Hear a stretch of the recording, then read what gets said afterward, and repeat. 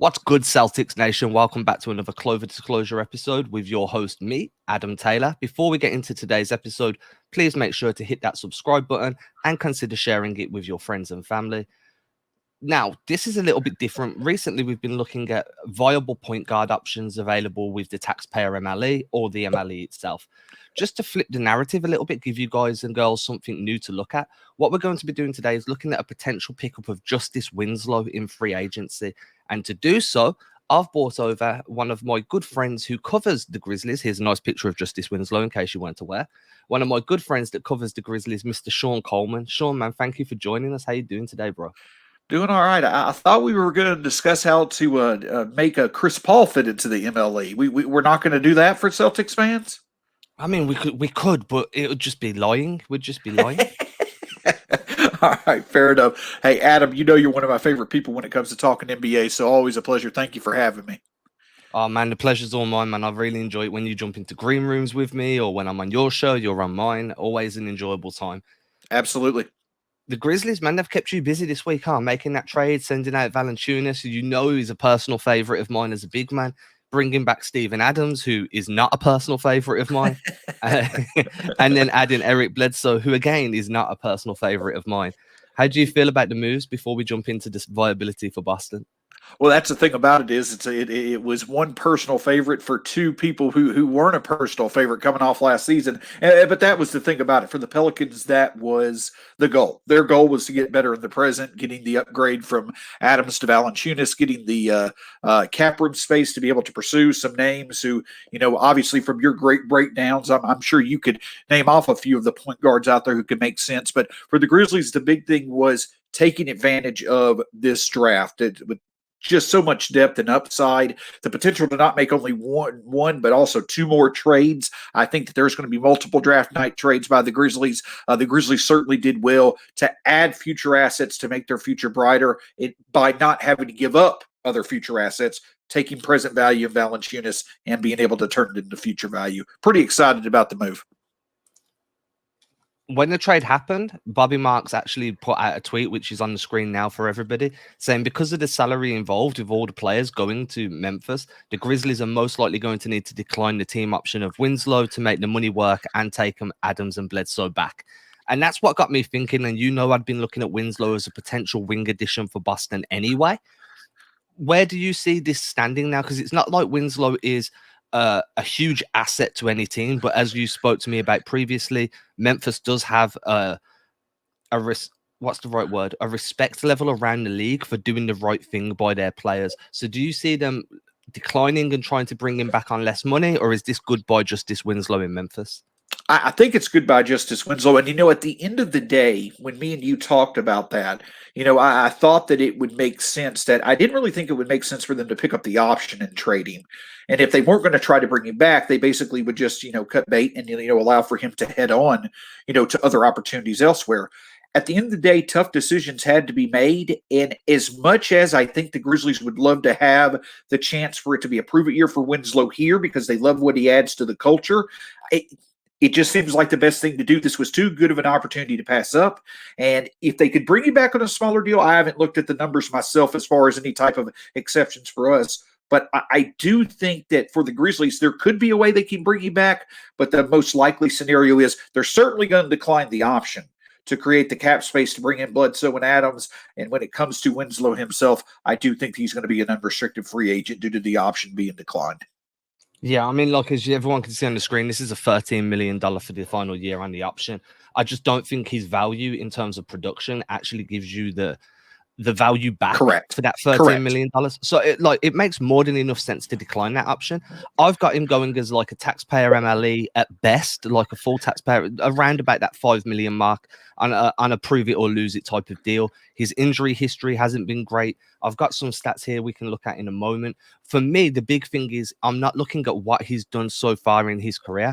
I'm looking at what he could become. And when I'm looking at that, I see parts of him that's like, this reminds me so much of when Jay Crowder originally came to Boston. There was questions around his fit, his durability, his offensive output seemed limited as well. And since he came to Boston, he just developed and flourished into the Jay Crowder that's been to 2 NBA finals in the last 2 years. It just makes sense to me that some team like Boston in a winning culture that isn't navigating a rebuild right now could really do with putting him in a position and just asking him to play to his strengths and just avoid anything that allows him to become a weakness. Yeah, no, and that makes perfect sense. And that, it's a transition, right? We were talking a year ago going into the bubble for the Grizzlies, where we still felt with Winslow getting healthy that we were hoping he would be a starter with Dylan and Ja and Jaren. But the thing is that, of course, you get right before the bubble and the injury occurs. But yeah, I think, lower impact role, a lower usage role in an atmosphere where it's winning, especially where you have wings already established like Jaylen Brown and Jason Tatum. I think there's upside there. One thing that I'll say is this: the Grizzlies attempted to use Winslow as the backup point guard this year when they weren't getting anything other than efficient floor general work from Tyus Jones. But really what it stands out is defense. And, I know that you had mentioned we'll look at a few stats, and we'll do that. But the thing that stands out for Winslow is the combination of playmaking and defense. But what takes value away from that is his shooting. It's weird, right? You see these shooters who typically add value through their shooting, but take away from it because they can't do anything else. With Winslow, he can play make at times, really defend, but the shooting takes away from those aspects. So it's a really weird setup when it comes to him as far as being a value player. In terms of defense, he's actually like a complete even on the field. If you're looking at, I use dunksandfreeze.com for my defensive metrics. Zach Lowe, I remember listening to Zach Lowe's podcast, and he was like, this is the best website to measure defense. So I've just took a little screenshot here. And if we look at his estimated plus minus on defense, he's a +0, which means he's not hurting the team. And then you have to take into account the team's defense as a structure, as a unit, and he's not hurting that or improving that. He may be improving it depending if there's weak wing defense elsewhere. I know that Anderson can be exploited sometimes on the wing. Grayson Allen can be exploited sometimes. So he can fit in there and improve.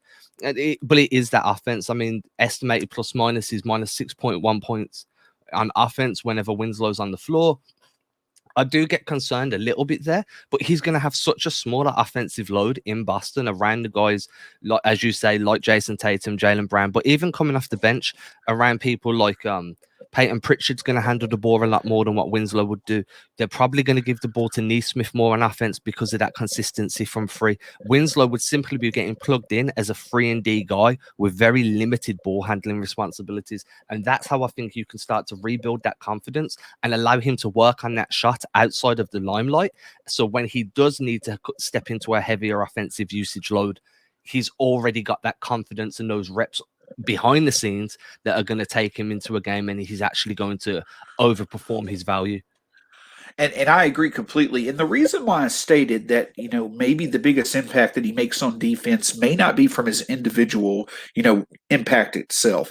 Adam, me and you have talked about this before. In terms of the X's and O's on defense, especially playoff teams, one of the things that you saw at the trade deadline this year that playoff teams needed, they wanted that extra wing defender, because the teams that can throw multiple wing defenders at the primary scorer on the opposing team, those are the teams that are effective. That's when the Grizzlies were at their best defensively this year, when they could throw Dylan, then Justise, then Kyle, then DeAnthony Melton, and they wouldn't allow for those scorers to get balanced because they threw different skill sets out them.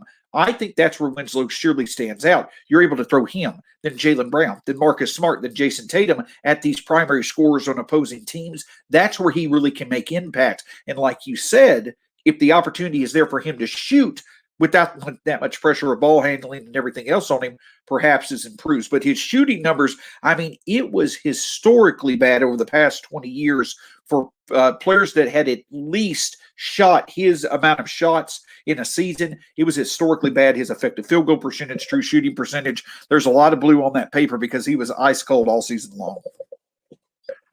And that isn't just for one season either. If I pull that back up a moment, that's pretty much his entire career. Correct. We need to look at usage rate. We need to look at what sort of role he was being asked to play in Miami, then what he was being asked to play in Memphis, and does that fit what his actual skill set is. Now, to be quite honest, if we look at his shooting accuracy, his attempts, his frequency, looking here, you can see that the majority of his shots are coming in that floater area. And if they're not coming in the floater area, then they're being evenly distributed around the rim. And then it starts as a sliding scale down to the 3-point line. So he's very much beat a guy off a pick and roll or catch a ball on a flash cut and just rise up for that easy floater. That is concerning to me because he doesn't have the height to consistently shoot over big men that are closing out on him or wings that are really trying to contest that shot on flybys. Yeah, and the other thing that stands out as well is that Taylor Jenkins is someone who really wanted, because see, the other thing about Justise Winslow is he could play the 3 and the 4 theoretically. I think that his numbers show, excuse me for not having them in front of me, that he played a bit better at the 4 and like Kyle Anderson did. I think that's the whole idea about what Memphis was trying to do. Like Kyle Anderson this past year, they wanted to try to get Justise a healthy offseason and make him kind of have a Kyle Anderson type improvement going into next year. The key, though, with Justise Winslow is he looks so off. I'm not sure how heavy of a utilization Boston puts on corner threes, for instance, but Justise Winslow absolutely looked horrible. I don't mean that as a negative towards him. The shot just was not there on those corner threes. And so if he is going to be a catch and shoot option, you're going to have to get him back going. You're going to have to get him back confident on some of those 3-point shots. And the thing about it is that, it's probably going to be more as an above the break option on catch and shoot opportunities than it's going to be as a corner 3-point shot option. So his utilization, even in that aspect, may be a bit limited. And the worst part about that is when you're shooting as infrequently as he is. I mean, if we look at his basic stats here, courtesy of Basketball Reference, his 3-point attempts per game are only 2.1. That's not enough to develop a scoring gravity. Defenses are going to go under screens on this. They're not going to go over. They're not worried about the shot. They're going to be more concerned about the drive because your shot profile tells them you want to get into the teeth of the defense before trying to do something. So where I'm looking at this now is looking at, again, going back to that accuracy, there is no threat from 3-point land.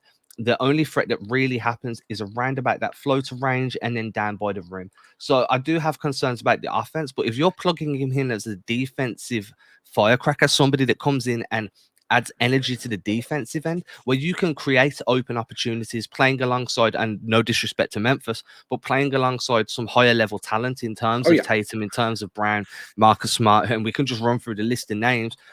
But that should create you more open opportunities because teams are going to be so willing to help off you. Yeah, and the other thing that I'll say is this, is that if you were, I know that Tatum, I'm not sure of their, again, utilization at the 4 and things like that, but for Boston, though they got Al Horford, who doesn't have, just a ton of size, the one other thing that Winslow adds, especially defensively, one of his biggest defensive impacts, according to Cleaning the Glass, at least when I looked earlier this year, the limitations that come to preventing offensive rebounds. He's a good rebounder for his size, and he really does a great job of preventing the opposition from getting offensive rebounds. For a team like Boston, who may go smaller with players of Tatum size, of Brown size, you may even be able to play Justise for a few minutes as a small ball 5, not for a long stretch of time, but he does have that impact of preventing the opposition from getting rebounds and really getting you extra possessions in that way. And the best way to create transition offense is to get the rebound. Correct. It's that simple. And as you say, they've put the ball in Winslow's hands in Memphis a little bit, tried to develop him as a playmaker. So if he's the one garnering that rebound, or even just boxing out so somebody like Tatum can get it, you're initiating fast break opportunities. You're initiating early offense sets that are going to get guys like Winslow opportunities to score around the rim and utilize his actual skill set rather than asking him to play outside of his role. Yeah, and I'll say this. The other thing is, we could break it down all day long. And Adam, I've told you this before. You absolutely are one of the best when it comes to breaking down film, X's and O's, stats. That's why I love talking to you so much. But the other thing about it is the personality aspect with Winslow. There is an approach. There is an effort with him. He has a desire to where he wants to work and he wants to get his career back on track. A very unique individual, thoughtful, intelligent individual. He will be a good asset to a locker room. He's not the type of, for Jay Crowder, I wouldn't go as far as saying he's the teammate you love to have, but he's the opponent you love to play against. He's just a guy you love to have in your locker room. I think Winslow would be a wonderful fit in Boston because there's a lot of interest outside of basketball that really interest him. I think Boston would be a great setup and one he would be comfortable in. And from a roster standpoint, one where he can really, in a low pressure situation, get that confidence going back to get his game going back. So the only concern I do have really is the amount of games he's missed. He only played 11 games 2 seasons ago, then only 26 last season. The injury history that he has, only 18 in his sophomore season, he does have a big red exclamation mark over his head in terms of durability. And when you're talking about the Celtics, who are very cap space is an endangered species in Boston right now. So spending it on a guy that could end up being another Rob Williams and have been in the treatment room more than he's on the hardwood, that's my biggest concern. Now, you've been covering him for last season, so you saw why he was injured. Is this a reoccurring injury, or is he just picking up injuries on different parts of his body and it just seems to be one thing after another? It's one of those things where I don't really feel that it's a recurring injury, but it does seem that there certainly is a higher injury risk with Justise Winslow. I don't think that it's the same consistent thing. At the end of the day, at this point, you have to call him injury prone. You just have to. He tried to work his way back from the hip injury. Now that was, I don't know if it was a freak injury, whatever it may have been. It's just something that happened to him in the bubble. But he worked his way back, and then he played for a month, and then he missed 3 weeks after that. And so at the end of the day, he is a player that you have to expect. You can't rely on him to play the whole season. And again, I don't mean that it is any disrespect. It's just a career track record shows it.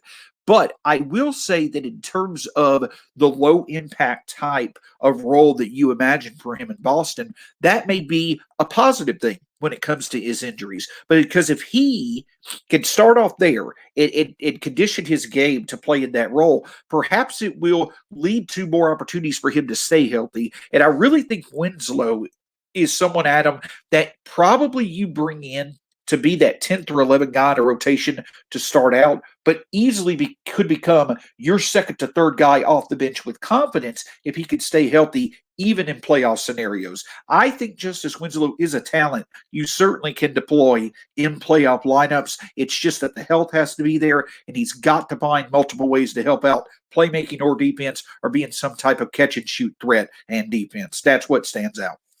Yeah, I totally agree. I think if you're not scoring from deep and offering spacing, then you need to be able to make defenses respect you in other aspects of the game, more than just a mid-range finisher or a rim finisher. You need to make them have to hedge you on pick and rolls and whatnot. And as you say, the injuries are a big concern, but that's why I'm looking at him on like a 1+1 as a possible taxpayer MLE type of guy, even a minimum type of guy. You do the 1+1 team option on the second year. If you show value over those 2 years, now we're going to pay you, and you'll only be turning 28. You're still young enough to change the narrative on your career, change the track record of those injuries, and earn a big contract. But once you've done that, it's similar to what they're doing with Jabari Parker right now. It's a very similar type of reclamation project. Yes. And as much as fans don't want to see that happen with multiple players at once, when you've got the limited cap space like Boston do, the only way you can really find value is to start taking chances on these guys that have a bad injury history and hope that in smaller loads, as you say, smaller roles, less usage, that your body will be able to sustain that long term. And he's a great buy low candidate. Again, going back to what we heard about those contenders is that they were looking for those wing defenders. We talked about the name Torrey Craig. I believe that he was on the Bucks and wound up going to the Suns and played a pretty useful role for the Suns at times in the regular seasons and the playoffs. I think that a contender would be smart to look at Justise if Memphis doesn't find some way to bring him back. Again, I don't see really how that happens, but I think a place like Boston, I think a place, that any contender that's going into next year with the hope of being, in the title picture, they would be smart to bring him in on the roster as a buy low candidate with the hope that if health can stay his way, he really could develop into an unexpected surprise and source of production, especially defensively. And just before I let you go, do you see him taking a minimum deal? Do you see him being willing to work himself back in terms of salary scales? Do you see him being happy to start at the bottom of the ladder again? I'm not going to sit here and lie when it comes to the finances of things. I really don't know where he stands. I get the feeling that Justice realizes where he is in his career, and I think that he would be willing to take, a kind of a lower deal. I talked about, somewhere again, I don't know the scales of the numbers in front of me right now, but I had thought somewhere on a low salary deal, like maybe a few million, and then incentives or whatever it may be, that could be an option. But I do think that if the right situation is there, especially the right environment, which I think Boston would be attractive for him, I think he'd be open to that. I know that he's not getting the $13 million that he had hoped he had gotten, but he certainly had to expect that that wasn't a guarantee after this past year. So yes, in the right environment where he feels he has a good chance to earn himself future earnings by being able to get back on track, I think that he certainly would be open to a lower scale deal that can build in time. Yeah, exactly my point. Like you've earned a large sum of money while being unable to play and unable to impact games on the floor. Now you can earn the lower end of the money and show that you can impact games to go back up the scale and earn more in a year or two. Sean, man, thank you very much for joining me. Winslow is somebody I'm personally quite high on at the moment as an option for the Celtics in terms of wing depth. Before we go, do you want to let everyone know where they can find you in your work? Yes, my name is Sean Coleman. It's been a pleasure again, Adam, as always. I wish that we could do this on a more regular basis, but you can find my written work like at Celtics blog through SB Nation. I do it for Grizzly Bear Blues through SB Nation. I also host the Locked On Grizzlies podcast. And if you want to meet the one fan outside of Boston who is the leader of the Grant Williams fan club, my name is Sean Coleman. I am the leader of the Grant Williams fan club. It's that Tennessee connection, baby. Go Vols.